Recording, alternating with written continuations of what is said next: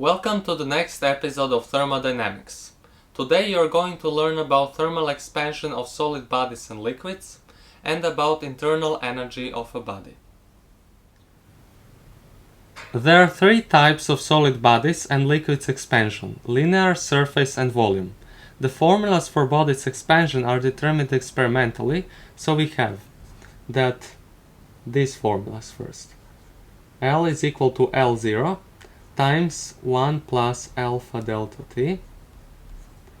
S is equal to S0 times 1 plus beta delta T.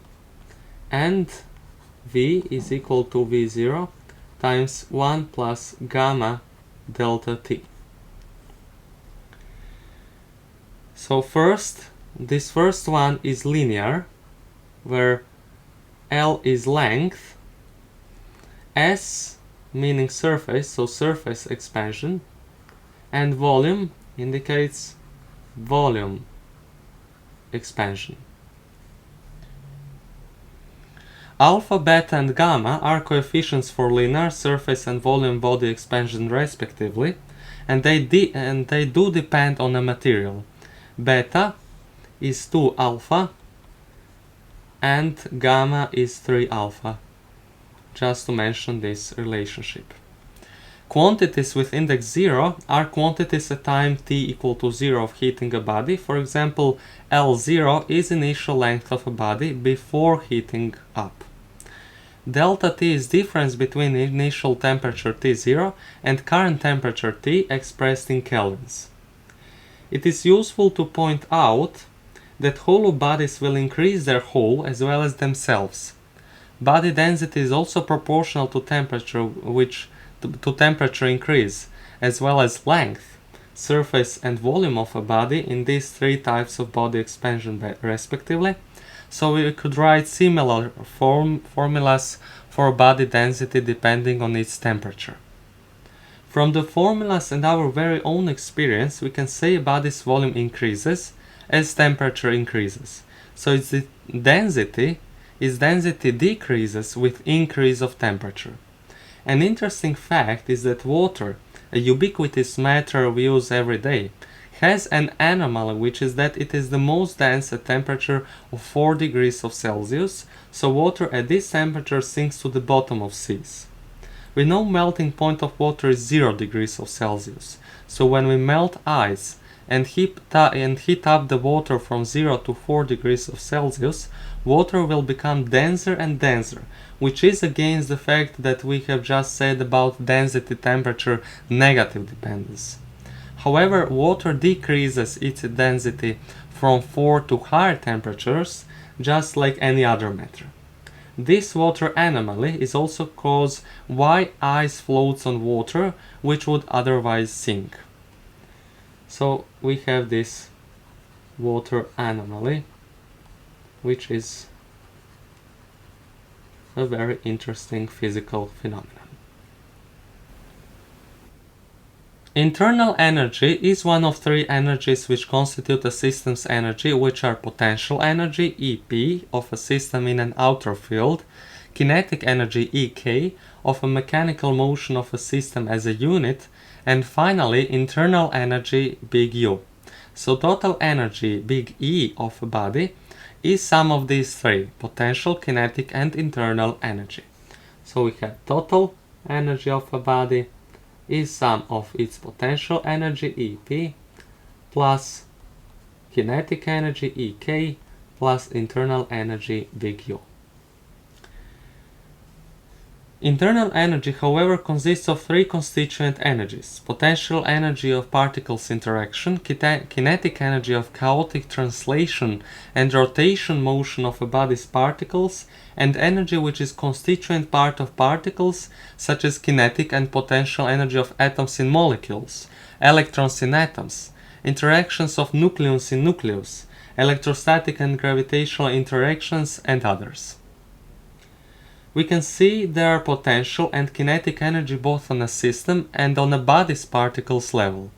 The level we are going to talk about now is level of the energies which consist a body's internal energy, which is their sum. It is important not to mix up these two levels. We can consider case of a body which moves in a system and its motion does not affect motion of particles in the body in any way. Kinetic energy of the body's particles would change only if the particles would change their speed. They go around the body's center of mass. In this case, if we would like to measure change in a body's internal energy, we would have to measure certain quantities which are easier to measure, such as pressure, temperature, and volume, instead of measuring a body's internal energy and its change, which is impossible. Except these three quantities, we are going to measure also some other quantities, because we are going to deal with small particles we describe using next quantities and constants. First is amount of substance, or small n, which is a quantity measured in a unit mole, marked with mole, which is amount of substance which has the number of particles as there are atoms in 0.012 kilograms of carbon-12 isotopes, C12. So first is amount of substance, which is measured in moles.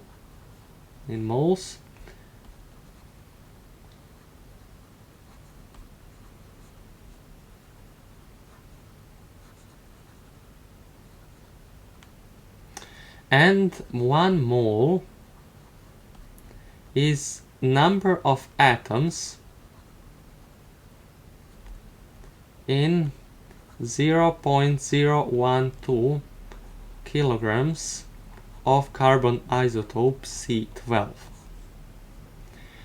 Molar mass, big M, is quantity measured in grams per mole. So big M, molar mass, measured in grams per mole.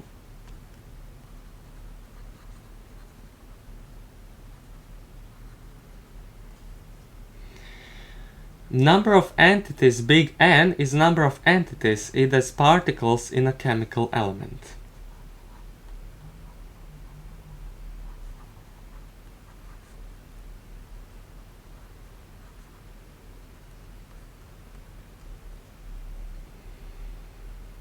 Avogadro's constant, big Na, is constant which is number of particles in 1 mole of a substance, and it is approximately 6.022 times 10 to the 23rd power mole on minus first power, which is, as we can see, a really great number.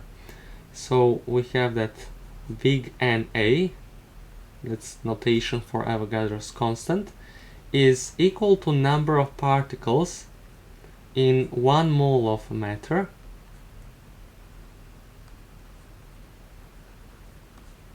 and is equal to this very, very big number, and measured in moles on the minus first power. Molar volume constant V mole is a constant of approximately 22.4 liters.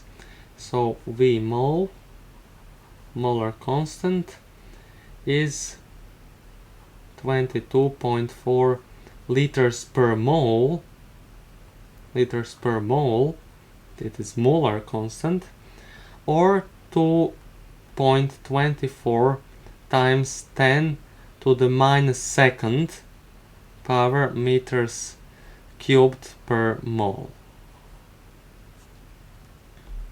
It is volume of a gas at standard conditions for gases, which are atmospheric pressure of P, small p is notation for pressure, which is equal to, so this is atmospheric pressure of 101,325 pascals, and temperature of T in Kelvin, so temperature of 273 kelvins are standard conditions for a gas.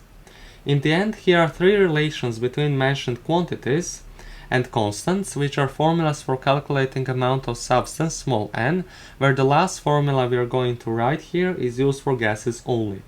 So amount of substance, small m, is first proportion of mass and molar mass. Second, proportion of number of entities in that particular sample we've taken over Avogadro's constant Vig NA. And also, but only for gases, we have this formula: volume of a gas over molar volume constant. That's all for today. Now you can take a short quiz to test what you've learned in this video. The link you can find in the description of the video. Thanks for watching and stay with us.